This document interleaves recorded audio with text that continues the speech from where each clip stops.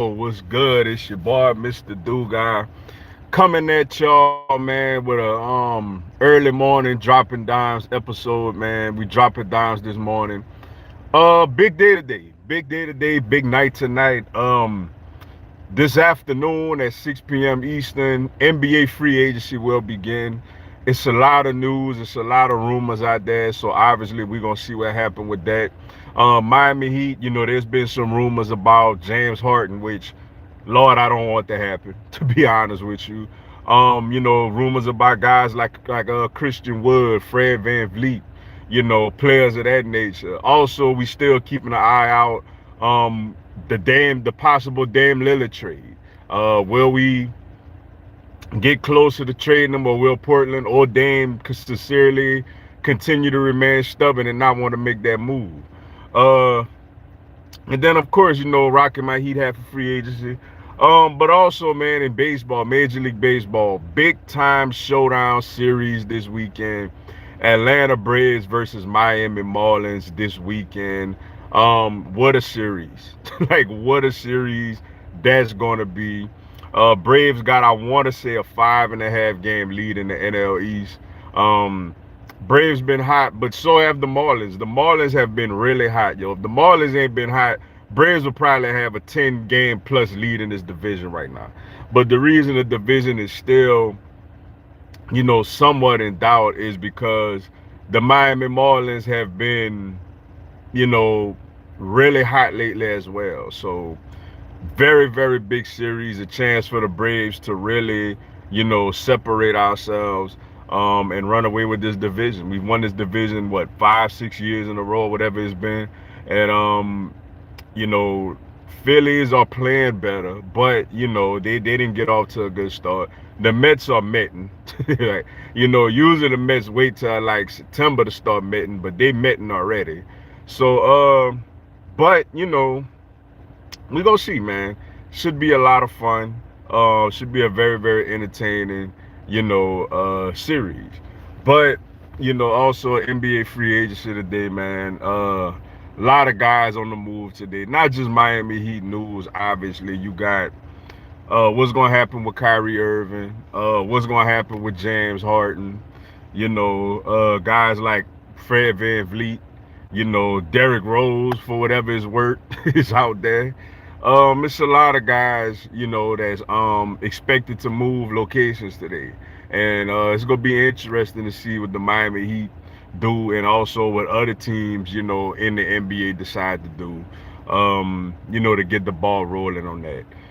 Denver Nuggets, NBA champs, they look good. They got a good thing going. Jokic and Murray look like they're gonna be around there for a little minute. Bruce Brown is a free agent, also somebody who played with them. But like I said, it's interesting today, man. We gotta do something. Look, I get it. The last 2 years, 2 years ago, we was one Jimmy Butler three away from going to the NBA Finals. I get it. Last season, we made it to the NBA Finals. Even got a game in the series. But let's call a spade a spade. This team has to have a little more talent. The undrafted free agent thing is nice. It's cool.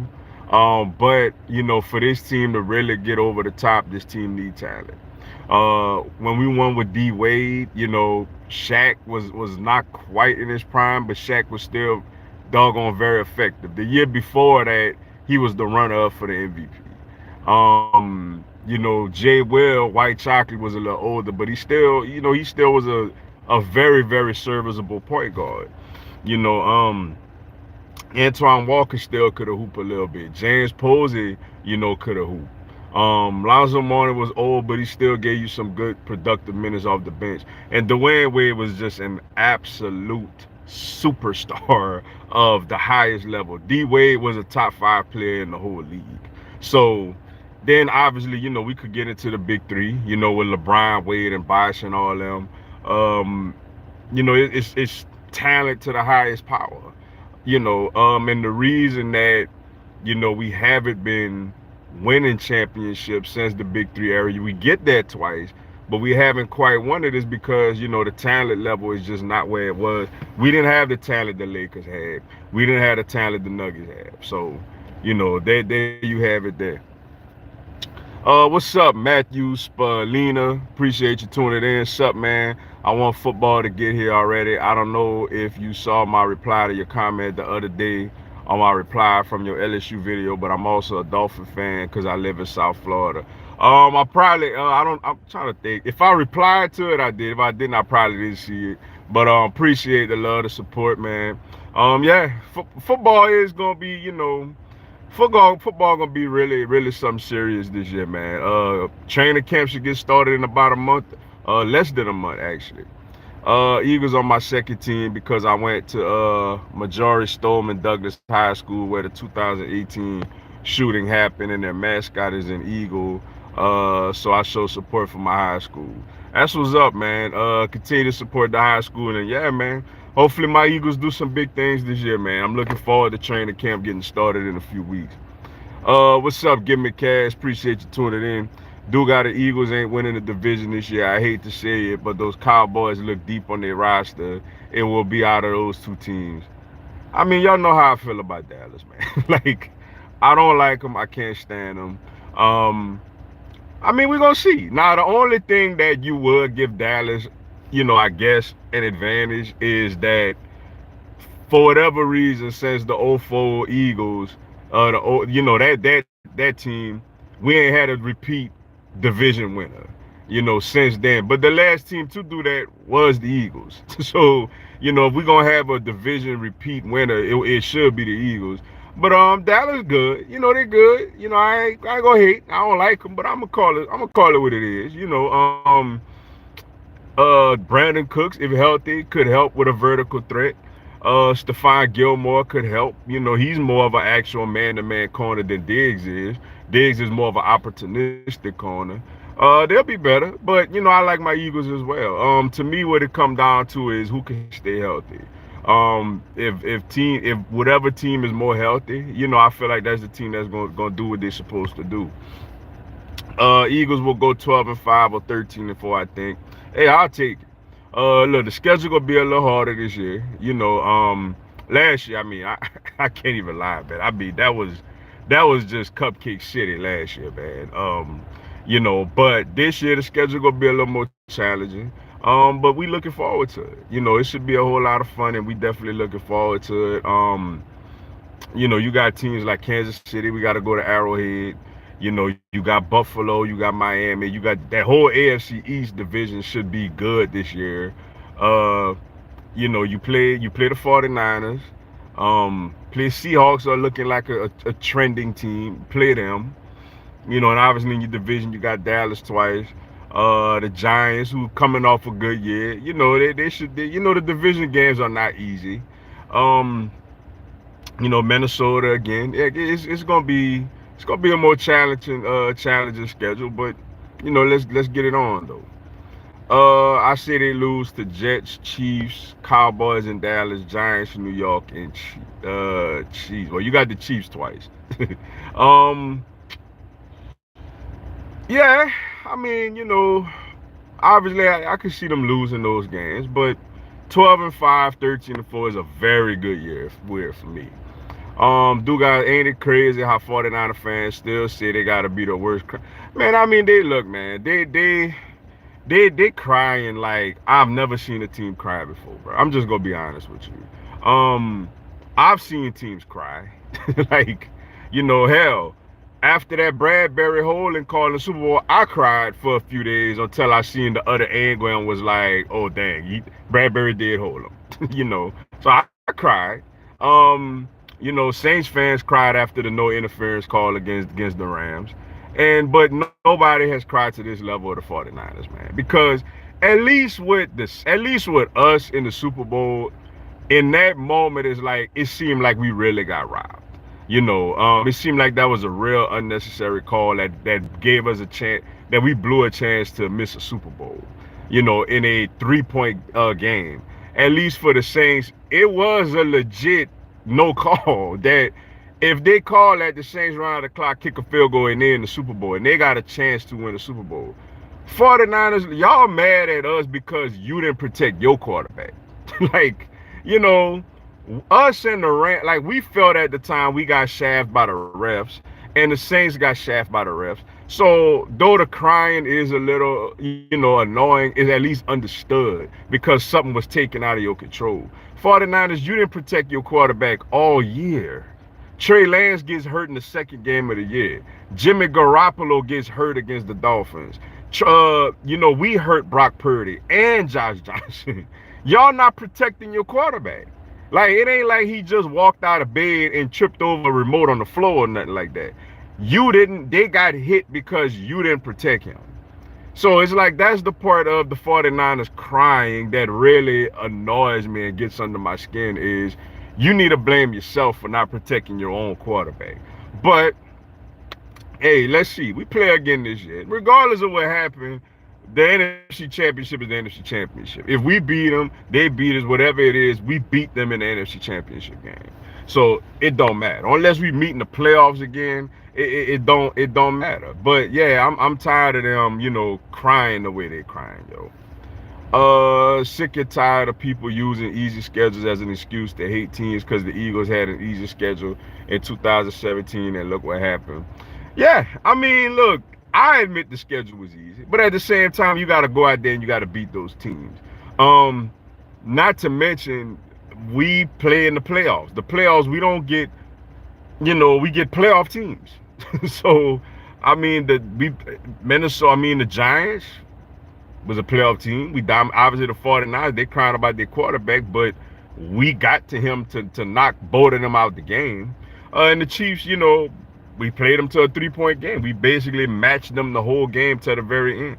Though the schedule was easy, we still was a doggone good football team. It's just people that's hating, trying to find a way to justify things, yo. That's all that is, because it's been teams that had easy schedule. You win the Super Bowl, you won the Super Bowl. I mean, like in 2017, they crying about that. I heard it all that whole season about us having an easy schedule and all that. But then guess what happened? Carson Wentz gets hurt, so now we out there with a backup quarterback. And guess what he does? He beats Tom Brady and the New England Patriots. Tom Brady, Rob Gronkowski, and the New England Patriots in the Super Bowl. What's easy about that? You know what I'm saying?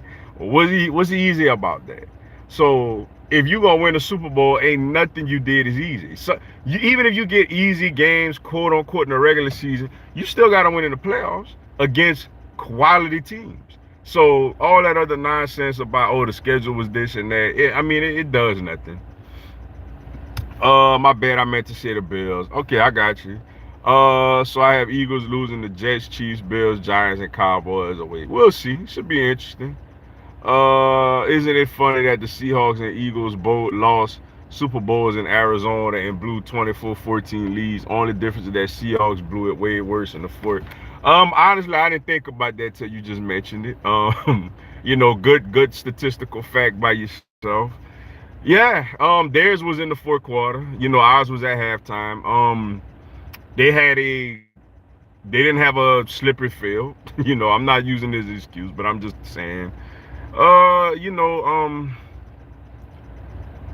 was a tough loss, man. It was a very tough loss, but you know, it still stings because it's like that team was probably the most talented team that we've had. We're not gonna have a talented roster like that again in a while.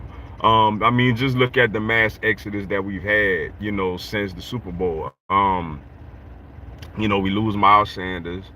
We lose Chauncey Gardner-Johnson. We lose Marcus Epps. We lose T.J. Edwards, Kazir White, Javon Hargrave. Isaac Seumalo, Zach Pascal. We lost some people. We really lost some people. We've tried to replace some. I feel like, DeAndre Swift and Rashad Penny, along with Boston Scott and Kenny Gainwell, could be a very, very good backfield. I feel like Jalen Carter could be a very good interior lineman to replace Javon Hargrave. Nakobe Dean is expected to make a huge jump this year. He had in OTAs, he had the green dot on his helmet. So he's gonna be a leader of the defense. And we gonna see, man. Obviously we know the talent and the football intellect is there, but can he put it together on game on Sundays? Um, even if he does, who's gonna be on the side of him? Like, there's still rumors that we may trade for somebody like Patrick Queen or something like that, but we'll see. In the secondary, the safety positions. Reed Blankenship played a lot last year toward the end of the year, and he done well. But he's a good, solid player. Sidney Brown, we expect the rookie. He got a lot of athletic ability, so we could see some things out of him. Terrell Edmonds gonna be up to the line of scrimmage a lot. But it's a brand new safety tandem. We expecting, that Cam Jurgens is going to come in at left guard and really hold it down, but we got to see him do it first. Sam Malo was a very good player for us at left guard, and he got big money in Pittsburgh. So we're gonna see, man. With all that being said, now I am excited to see what Sean Desai could do as a defensive coordinator.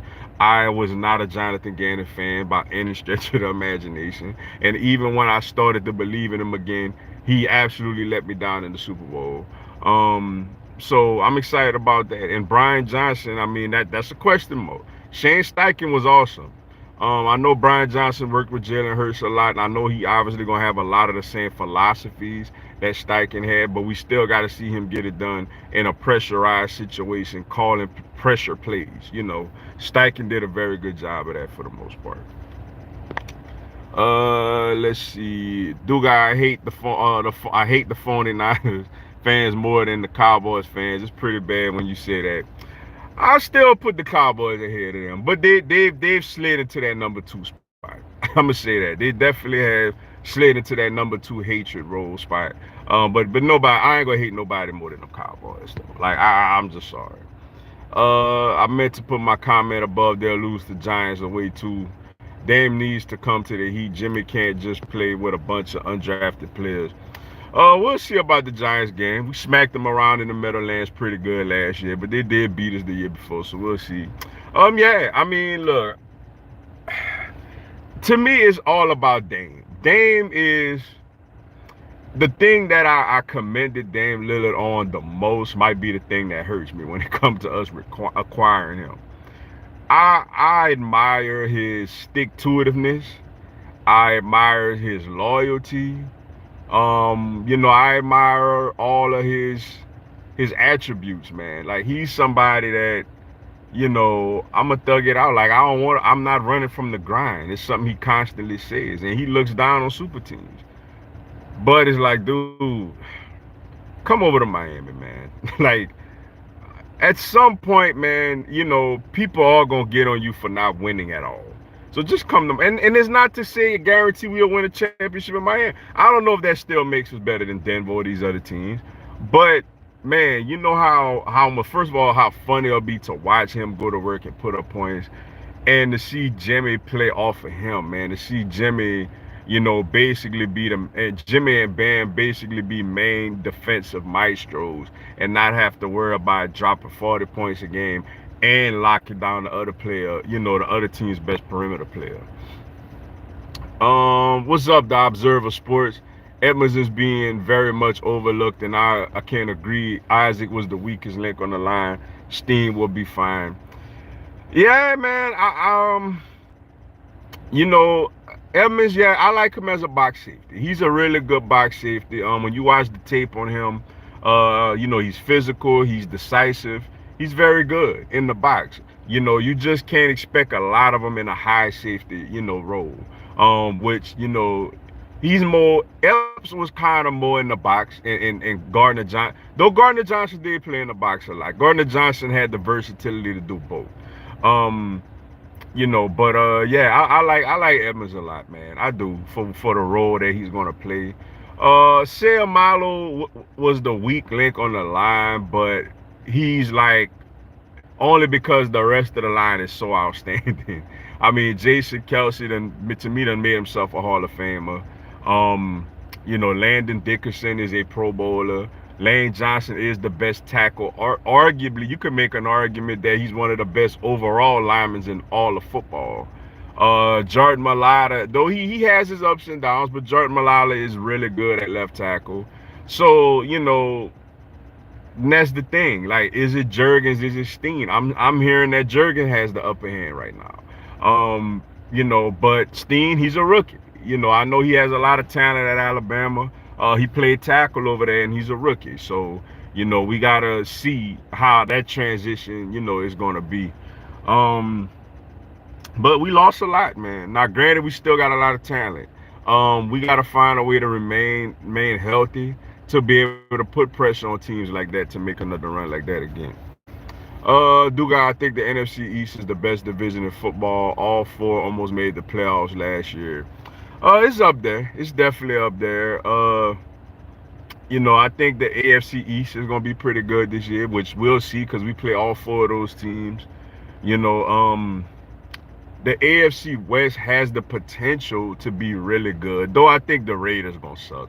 I think the Raiders gonna suck, so I can't really say that. But I think Denver will be better with Sean Payton. And we know what the Chiefs bring to the table, and we know that the Chargers are very talented. Uh, I think the AFC North has a chance to be a really good division as well. With Lamar back into the fold with his money, with them improving their receiving core, Baltimore could be something serious. We know what Cincinnati brings to the table. Cleveland should be better, with Lamar Jackson. I think Pittsburgh gonna steadily improve, with Kenny Pickett and Mike Tomlin still over there. So, the NFC East, AFC East, AFC North, and potentially the AFC West, are really good divisions going into this year. NFC East, the only division every team had a record of 500 or better. Yeah. I mean, last year, yeah, we did. Obviously, I think the Eagles will be good again. I think Dallas will be good. Um, I think the Giants will be okay, but the Giants, though, to be honest with you, they give me a back to reality type of vibe, though. They give me that vibe that they're gonna underachieve a little bit this year. That's just a vibe I have. There's no facts behind it. I just have a feeling that they're not gonna be as good. I got a feeling that Washington, that Washington will be a little better than we think they'll be, and the Giants won't be as good as we think they'll be. Let's see. Oh, sorry about that. Um, a lot of people saying the Jets are going to look like the 2019 Browns, all hype, no success. I'm gonna be honest with you. I'm one of those people. I'm not big on the Jets. Um, if Aaron Rodgers look, Aaron Rodgers is one of the greatest quarterbacks to ever put on a football jersey. He got one of the prettiest, throws one of the prettiest balls we've ever seen. Dude is something serious. The Jets had a good year last year as far as where the expectations was. Just didn't make the playoffs. I get it. Zach Wilson stunk. Mike Whitewood and all that. I get all that. I get that to say the Jets. I think their ceiling for me is they could be a wild card team and get beat in the first round.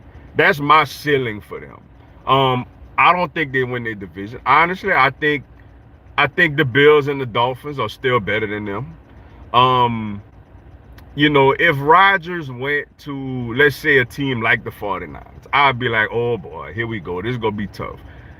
He went to a very young team, man, and Rodgers is not a patient person.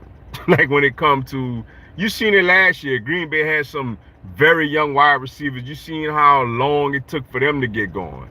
I'm not sure with the New York hype, the hype of the New York media and all that. I don't know if that's necessarily a great fit. Um, they got an inexperienced head coach who never been in a playoff before. They got an inexperienced roster. They really got one really good young wide receiver. Um, I mean, who else does he really have to throw to? What, Alan Lazard, a 74-year-old Randall Cobb? Brees Hall was a good running back before the ACL injury. He's coming off an ACL injury. Defensively, I mean, yeah, they were good, but let's see how good they are when they go up against, you know, better talent or when people expecting them to come in and be good. Uh, so I'm looking forward to seeing how it all play out. Like I'm gonna tell you now, I think Buffalo smack them around that opening Monday night game in New York. Like if you're a betting man, I say take Buffalo in the points in that one. That's how I feel. But we'll see. The Cowboys or the Celtics of the NFL, great history, but haven't won a championship in years. Yeah, I don't even I think that's doing the Celtics a disservice, man. The Celtics at least they ain't won since '08, which is what a lot more years, since Dallas. You know what I'm saying, for one. And they've had success. They haven't won. I mean, they just was in the finals last year with a 2-1 lead. Dallas ain't done doggone smack since '95. So I think, and nah, I don't think. I think that's doing the Celtics a disservice. All right, a couple of more y'all, and I gotta bounce. Duga, I think A-Rod toxic personality will be a cancer to the young players in the locker room, causing them to fail. I completely agree. It's a young team with a guy like that. I don't see the fit. Fun fact: Dak Prescott has been in the league 8 years. This coming July, when he turns 30, 2 Pro Bowls, 2 playoff wins. Jalen Hurts 3 years, turns 25, 2 Pro Bowls, 2 playoff wins, 1 All-Pro. I mean, Hurts better. Rodgers is a locker room cancer. He's the AB of QBs. Yeah, I just don't see it working, man. But all right, y'all, man, I gotta bounce. Appreciate y'all hollering at y'all boy for this early morning dropping dimes morning edition. Stay tuned late tonight. I'll have another live later on this evening, recapping the Braves Marlins game and everything we seen in the first day of free agency in the NBA, and anything else y'all want to chop it up about. Just get at me tonight later on this evening. Stay tuned for the alerts, yo. Hit the notification bell, and come join me tonight, man. Until then, y'all enjoy the rest of y'all day. Let's go Heat.